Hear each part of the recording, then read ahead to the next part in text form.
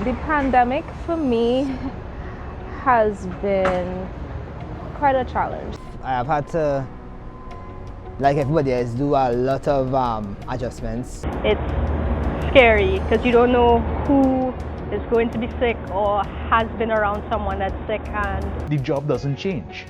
All right, no matter what happens, no matter if there's a protest, if there's a fire, if there are murders, if there are mass gatherings in certain places, our job as journalists don't change. To me, like everyone else, there is always that fear that you would contract the virus, but as much as possible, especially given the nature of the job where we are out interacting with people, meeting with people, I've done my best to keep as safe as possible. We have had to go to a lot of different places. We have had to be able to see a lot of different things to be able to get the information to all of you all as quickly and as accurately as we possibly could.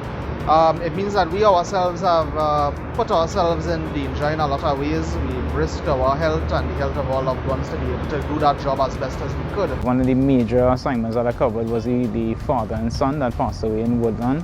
And going to cover that really hit home for me. I was assigned to the press conference where the minister announced the first case. That in itself was a scary situation. It was terrifying at times, to be honest. If I'm being quite frank with you, it was a little scary. I mean, I'm a father of one, whereas before, whenever I go home, my son could run to me, hug me up.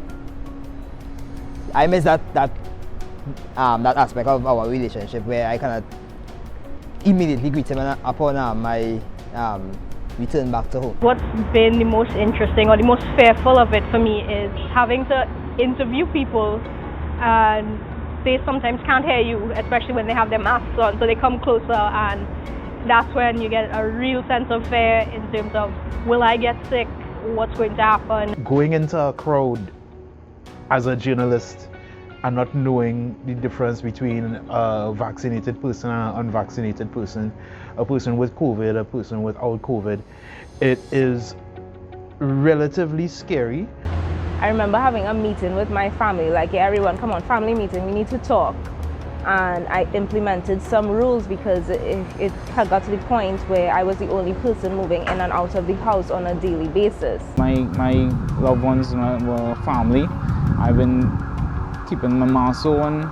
Sometimes I might just pass by them, I pop and tell them hi from by the gate, and that was it, Normally I will go and hug them up and things. Throughout the pandemic, of course, a lot of things, be it conferences or seminars or even interviews, have had to be done on mediums like Skype and Zoom. So I definitely think as a reporter, I've had to get accustomed to connecting with people in that medium as opposed to in person. Not to name drop the Ministry of Health, but recently I did cover one of the virtual press conferences, and it crashed 3 times, but in those situations, you learn to roll with the punches. It's like every time I think that we have a handle on things, it's either a new variant that we need to worry about, or we need to worry about the economy.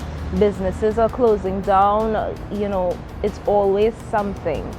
Even small things like visiting my parents on a weekend is a lot more tricky now because I don't want to expose them to, possible infections, because I would have been around people on the street. We go out there, we find out what is happening in the world, we make it concise, and we deliver it to people. Of course, as a photographer, you try to get your subject comfortable. Sometimes it requires to be a bit closer than usual. And within this whole pandemic, I have had to raise my voice a bit more, so that I don't have any need to really be directly close with anybody. I have to personally make sure when I come home not to really touch anyone before I sanitize my hands. Sometimes I have a 8-year-old stepdaughter.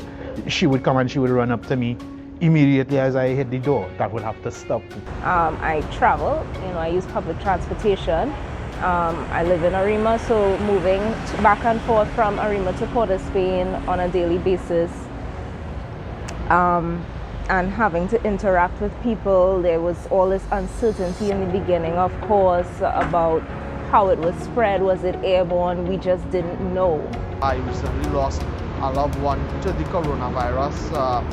So rather than just seeing these numbers and these figures at the 4 p.m. Ministry of Health update, it really kind of put everything into perspective and realized that each one of these digits, each one of these figures that we're seeing isn't just a dot on a board somewhere.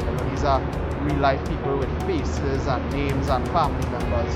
So when you see something like 32 or 35 people dying in one update, it's not something for you to just gloss over like if it's the scores from a sporting event. These are real people whose lives have been lost, and all of them are families who are left to pick up the pieces now.